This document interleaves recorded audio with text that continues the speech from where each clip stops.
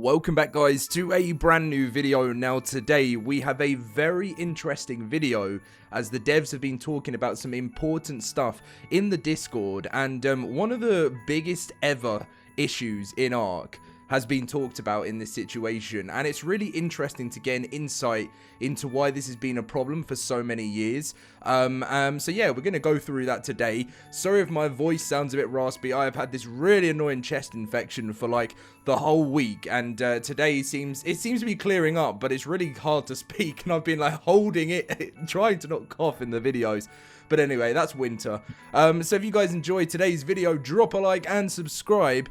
And I guess we should just get straight in with the video. Right, so basically what they are talking about in this like whole Discord conversation was about the pillar spam on official networks. Pillar spamming and structure spamming has been an issue on ARK since the earliest day. And it's not just ARK, it's many other survival games as well, but it's been a major problem in ARK. And the devs actually go into why it's still a bit of a problem and why it's not really being able to be addressed. And I think a lot of other games have the same issue. And it's a good like piece that they talk about here because they go through so many different things that they've tried, and it's still an ongoing issue.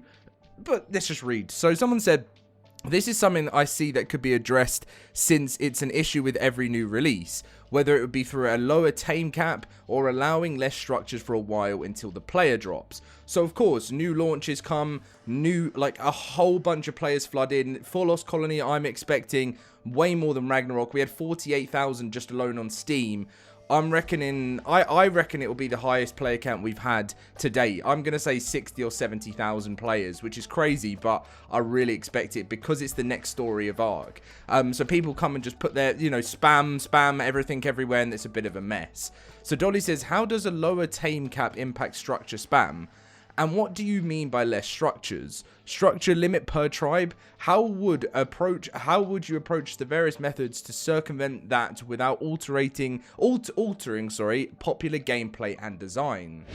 So this person goes on to say, as I stated, for new players and normal players, day one new servers get spammed with too many pillars, and the problem is staying alive when you are unable to put campfires down. And of course, this could be an issue with Lost Colony because, it gets very cold in this new world of a Rat Prime. But Dolly says, I know what the topic is. We've tried and theory crafted various approaches. My point is, it is very difficult to address without making other parts of the game much worse, which is interesting because it looks like to be able to find a way around this issue, it looks very technical. I'm not a developer, I'm not a game developer, so I don't know this stuff. So that's why I like hearing it from the actual game developers themselves. This person goes on to say, is there not already a tame limit to the amount of structures you can have down? I believe there is, and if people on new servers cannot have a gigantic box of 250 dinos sprawled out, which is what causes a bunch of the lag and crashes.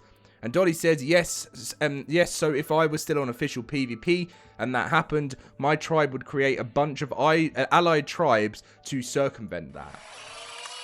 So this was a really interesting sort of point that they brought up to Wildcard. People were asking about land claim in June Awakening. And most people said people easily trolled in June with the land claim. This person said, it's crazy to me that Wildcard has zero way to enforce anything from happening, to enforce this from happening. This person said, how would you stop from someone making a tribe? Can you elaborate? Dolly says, enforce what exactly? Making allied tribes.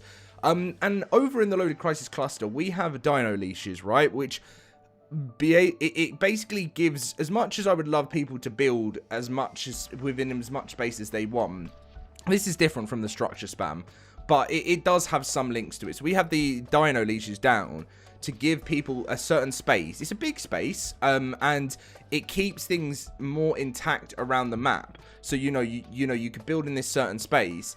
And there are a few things that you can talk around and like when you're, let's say you've got your making a tame trap or whatever, anything like that, as long as you get rid of it afterwards. I still have to go around and clean a whole bunch of traps. People leave them. Sometimes people forget. It's understandable. It's a bit annoying. But unfortunately, Wildcard can't. So we have about 18. We're going to have about 18 servers when Lost Colony launches on the LoadedCrysis cluster. So I can happily, and my admin, go round and clear as much as we possibly can. But Wildcard have thousands and thousands of servers, and it's just not possible to have thousands of people just going around cleaning. Unless they enforce a new rule where they could have, like, on each server, there's someone. It's too hard to moderate, isn't it?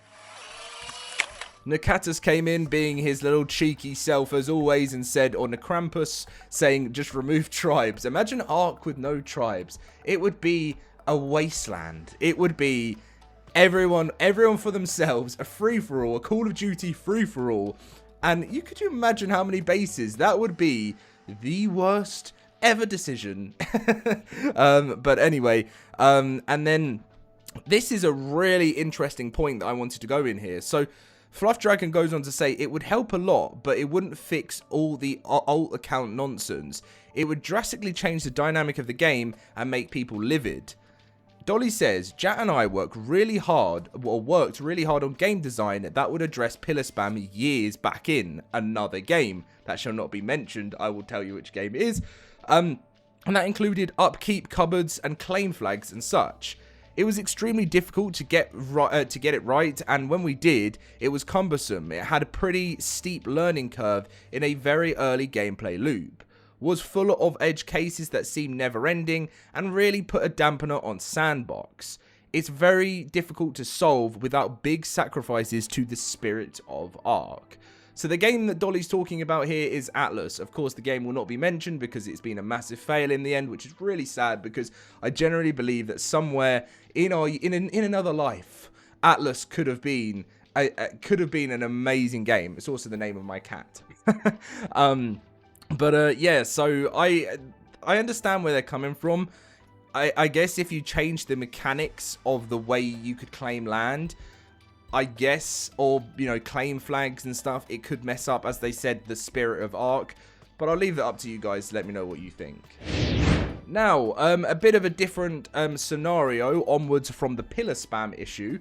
This person said, my hype for a Lost Colony is low, since the veils being transferable. And Dolly says, I hear you. It's something we're discussing internally. I didn't even realize, did they even mention in anything about veils being transferable? I heard something, but I can't remember exactly what it was. By the way, it's crunch night. I didn't even mention that. It's crunch night tonight, so we're going to get some big details tonight on Lost Colony, because it's not long now until the new DLC. I don't think they did they? But anyway, so Dolly said that they're still discussing about veils being transferable internally with the team. Someone said, damn, it's still not done, less than 2 weeks before release. And Dolly said it would take minutes to change if we decide to do so. So yeah, we're heads down on the final stretch of dev at the moment.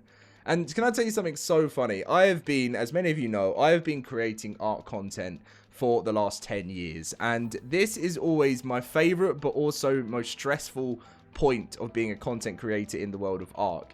Because the reason behind this is, like, I get super excited when Dolly says we're in the final stretch of dev.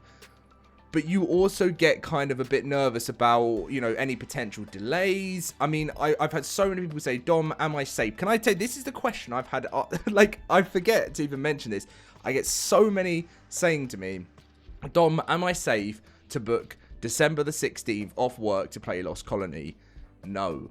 Do not take one day, ever, or just one day off to play ARK Lost Colony. One, if you're in the UK, you should always expect the DLC, or Europe, the DLC to launch the next day after that.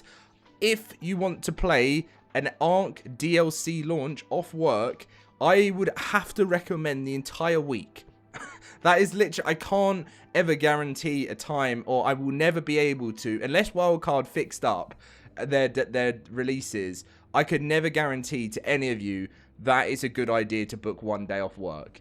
You could be super lucky if you wanted to risk it, but they end up doing releases, so they'll tell you a date, and then it could be really late, like seriously late, like early next morning. So I would be more inclined to say you should take the day off, the next day off afterwards, and join in the hype later on in the evening. But still, then you couldn't guarantee that it'd be coming out that day.